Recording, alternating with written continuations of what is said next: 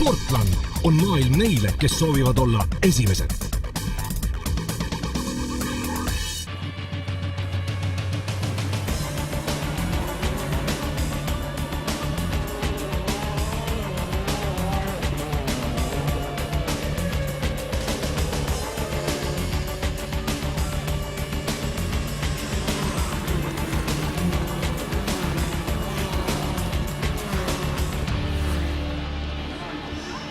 Tere tulemast mootorite maailma. Me oleme Tabasalu kordireal, kus sõidetakse Eesti kardispordi meistrivõistluste viimane otsustav etapp ja see on väga tähtis, sest mängitakse välja ka viimased piletid maailma karikafinaali ja Ameerika Ühendriikidesse.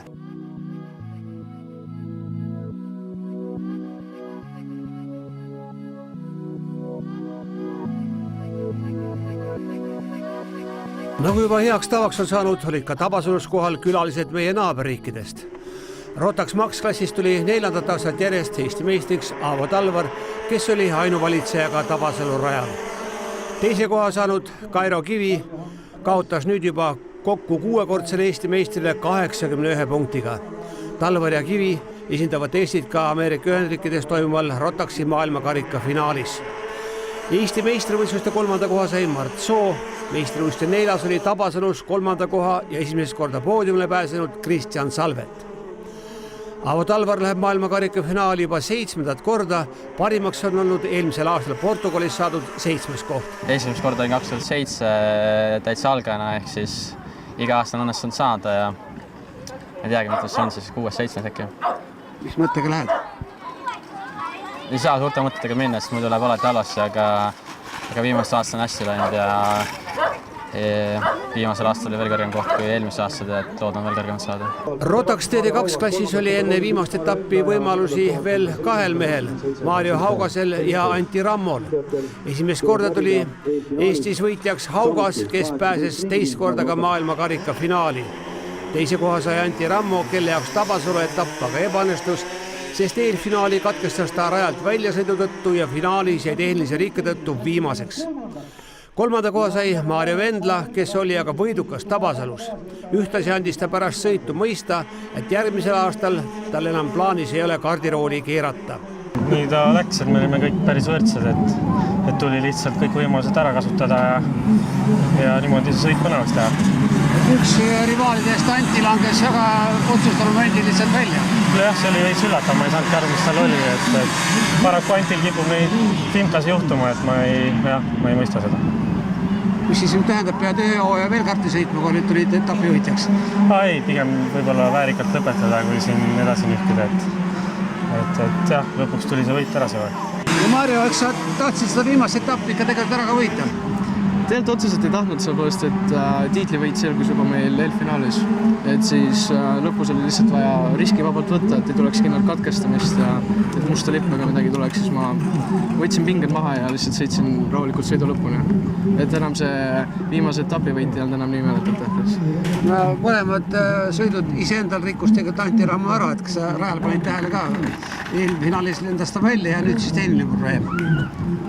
Eks tal oli hästi palju ebaõnne, sellepärast, et finaalsõidust ta läks just gaasitrossile, siis läks katki, kui ma ei eksi, et muidu ta oli minu eest ja sõitis väga head sõitu, et kahju, et tal nii läks. Muidu tõenäoliselt ma arvan, et oleks minu ees lõpetanud selle finaalsõidu. Mis tundega sa maailmakarika finaali lähed? Ma ei saa öelda, et enesekindlalt kindlasti, aga ma ootan huviga seda, sellepärast, et ma tean, et seal saab hästi palju kogemuse ja selle nimel ma sinna lähengi.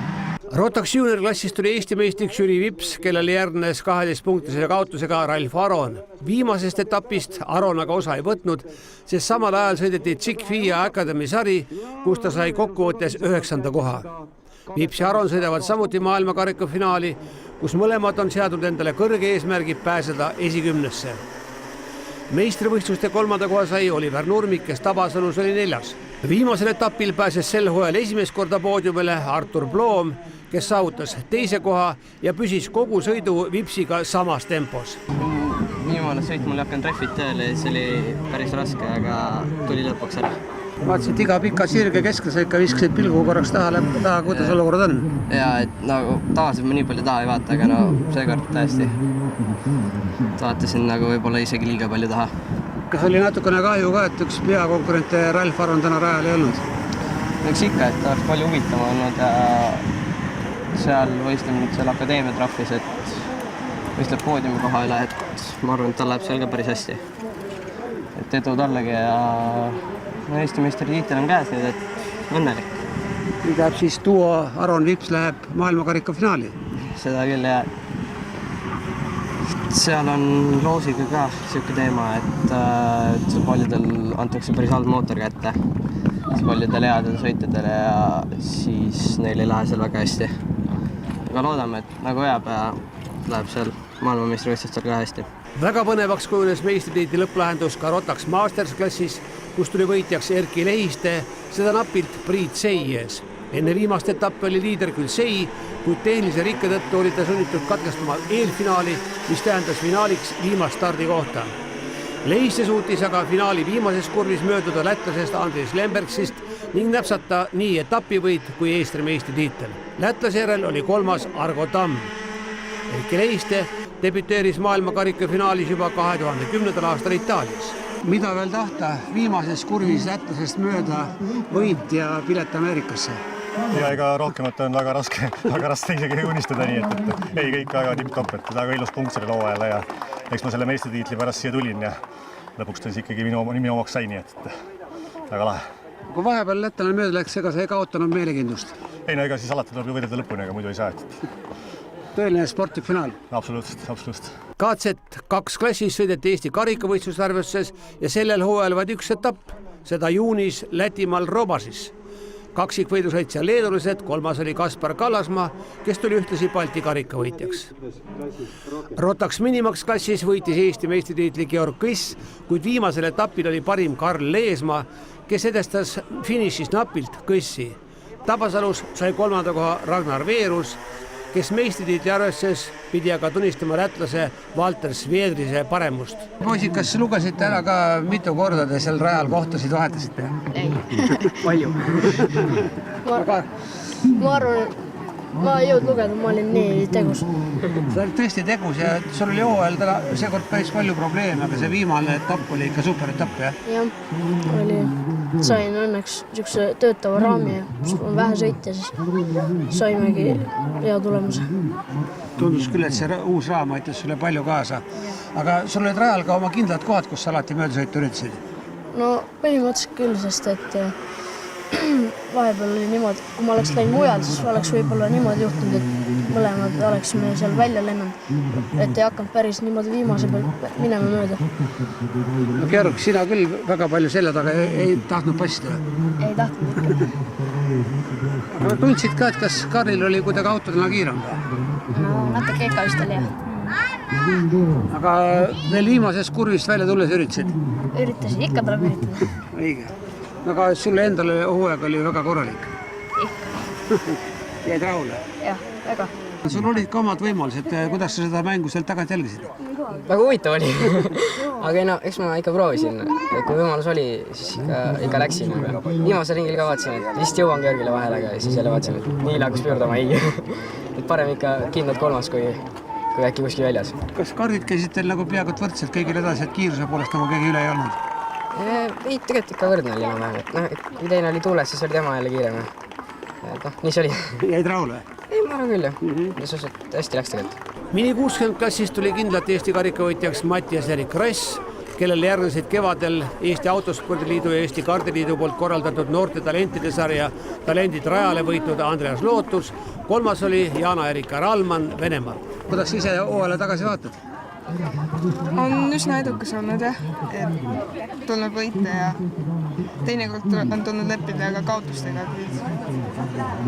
kuid üldkokkuvõttes ikkagi edukas. Kui hooaeg peale hakkas, kas sa võisid midagi sellist loota ka? Jah, tegelikult ootasin ja lootsin. Õnneks ka juhtus nii, et võitsin. Mis sa siis nüüd uuel hooajal kavatsid teha? Suuremasse klassi, kindlasti võistlejaid on rohkem, raskemaks läheb. Enam poodiumile nii väga ootust ei ole, kuid siiski kavatsen edasi sõita. Rakettklassis tuli Eesti meistriks Erich Küün, teise koha võitis samuti Talendid rajale karastusega Mauris Põldmaa ja kolmandaks tuli Aivo Menken. Tabasalus näitas kiiremat minekut Põldmaa, kes võitis etapi. talle järgnesid Mattias Ringberg ja Kardo Tamm. Mauris, kui sa tulid sealt talentide koolist, kas sa võisid arvata, et sul tuleb nii tore hooaeg? Ei uskunud kusjuures, kuna siit esimene aasta oli ja alguses tundus see suht raske, aga siiski tuli hästi. Ütleme nii, et kart on sulle juba täitsa omadeks saanud. On, et sõidud on juba paremaks läinud ja kaugele tahaks jõuda, kuhugi vormelile. Mikro 60 klassis läks Eesti meistritiitel idanaabrile Aleksandr Vilaevile, kellele järgnes hooaja teises pooles head kiirust vedanud ja ka Tabasalu etapi võitnud Rimmo Kadapik.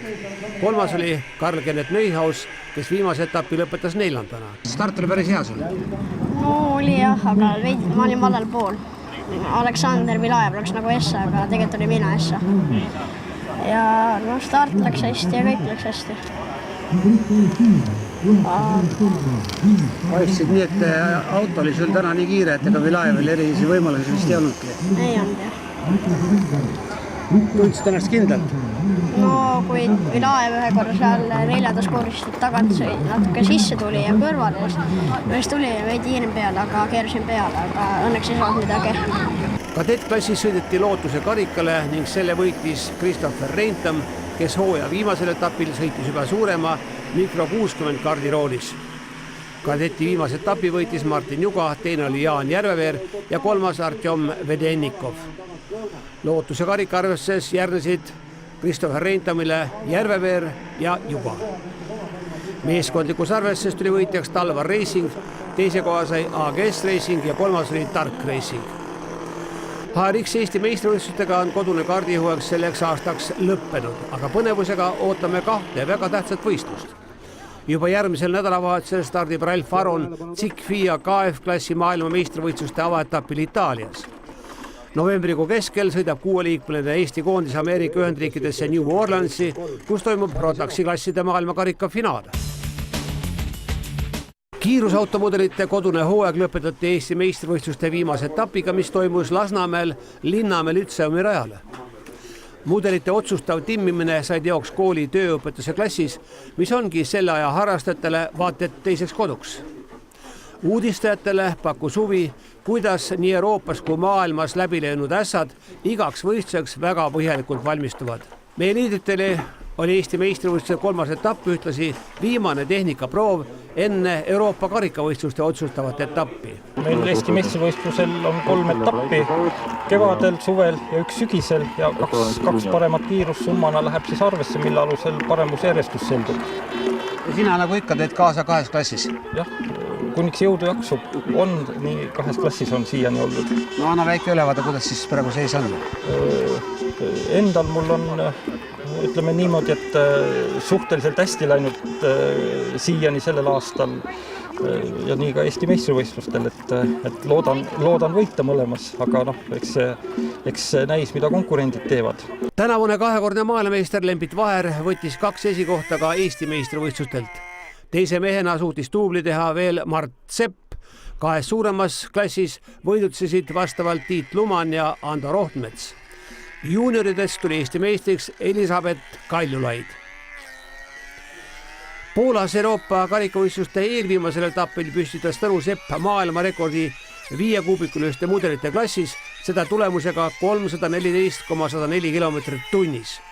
Euroopa karikavõistluste viimasel etapil on kõige paremad väljavaated ikkagi Lembit Vaheril. Nüüd on tulemas veel siis Euroopa karikavõistluste etapp, viimane etapp, kus on veel kõik nii-öelda au ja sära jagamine tuleb viimasel etapil. No ülevaate Euroopast saite tegelikult eelviimasel etapil, mis sõideti nüüd Poolas, anna sellest ka väike ülevaade. Jah, Poolas see on ikka niimoodi, et tavaliselt hooaeg algab kellele paremini, kellele tagasihoidlikumalt, minul läks ta tagasihoidlikumalt ja nüüd selle aasta selle teise poolega olen ma nüüd oma positsioone parandanud ja seda sai ka Poolas tehtud. Tegelikult Poolas oli täiesti uus rada, kõik läksid nagu tühjade kaartidega sinna ja hakkasid siis nii-öelda nullist pihta ja meile tuli see päris edukas, et me saime seal 2 esikohta ja 12 kohta, et selles mõttes igati tubli tulemus. Mis siis nüüd viimasel etapil, mis sõidetakse Prantsusmaal, mis sealt siis loota on? Noh, ütleme, minul on loota see, et kui ma seal võidan, siis olen ma ka Euroopa karikavõitja ja kui olen teine, siis olen teine. Et kuna seal jagatakse topeltpunktid, siis see lööb tegelikult, teeb nagu võistluse ääretult põnevaks. See võistlus on sul siin teatud mõttes ja teistele meie tippudele ka nagu mootorite testimine või? Jah, praegu on, meil on siin Eestis 2 rada, üks on Nõmmel, teine on Linnamäel ja nad on täiesti oma olemuselt niisugused erinevad rajad, et see rada nüüd kuulub niisuguse tugevama haardumisega ja võib-olla natukene ebatasasem, et siin saab nii-öelda anda amortide tööle lihvi ja ka vaadata, kuidas mootor töötab niisugustes tingimustes, et see Nõmme rada on niisugune siledam ja pehmem ja võib-olla mõnusam sõita, et siin on natukene karmim asi. Kuidas need kiirused on võrreldavad, ütleme, mis te Euroopa võistlustel sõidate? No ei, see rada on täiesti, ma ütleks, kiiruste poolt võimeline umbes samaks, nagu oli see Euroopa meistrivõistluste radagi. Selles mõttes rada on väga hea, et siin Euroopas 2/3 radasid on kehvemad, aga eks karastumine ongi erinevatel radadel ja erineva kliimaga kohanemises. Te siidite ka maailma rekordid, et kes eestlasest tänavu on sõitnud maailma tipptulemusi? Poolas Tõnu Sepp võttiski omale jälle maailmarekordi tagasi, et neil rootslase Jan-Erik Falkuga käib nagu niisugune kabe mäng, et hüppavad jälle korda mööda üle rekordi, et siis kui jälle teiselt nagu rekord ära võetakse, siis hakkab jälle niisugune suur, tugev arendustöö pihta, et jälle see tagasi krabada, et ja mis siin salata, tegu on 2 maailma niisuguse tippaju potentsiaaliga inimesega sellel alal. Kuidas sul endal on tippkiirustega olnud sel aastal? Ma ütleks, et ma ei kurda, aga ikkagi nendes väiksemates klassides on kuidagi see globaalselt, kuidas see ilm nagu muutub või on ikkagi see sõit, et vaatamata suurele arendustööle nagu suudame nagu kiirustega sammu käia, aga nagu arengut ei ole. Et nagu see tundub, et meie jaoks hapniku kogus jääb tasapisi väheneb. Midagi siin õhus muutub, et nagu neil väiksematel on järjest raskem, et see ei ole ainult minul, vaid see on ka teistel niimoodi. Kas selle Euroopa karika finaalsõiduga tõmbad need edukale hooajale joon alla? No, praktiliselt küll, et meil on veel detsembris on Ukrainas see aasta on, me kutsume seda Lucia võidusõiduks, see on niisugune veel viimane võimalus teha mõningad testid, et seal see ongi niisugune, tullakse kokku ja lihtsalt fännatakse natuke ja ka samas ka juba proovitakse seda, mis on paari kuuga tehtud, et esimene pilk peale heita, et kas see asi on läinud õiges suunas või mitte. Tänaseks kõik, aitäh vaatamast, mootorite maailmas kohtume taas järgmisel pühapäeval, seniks kõike head!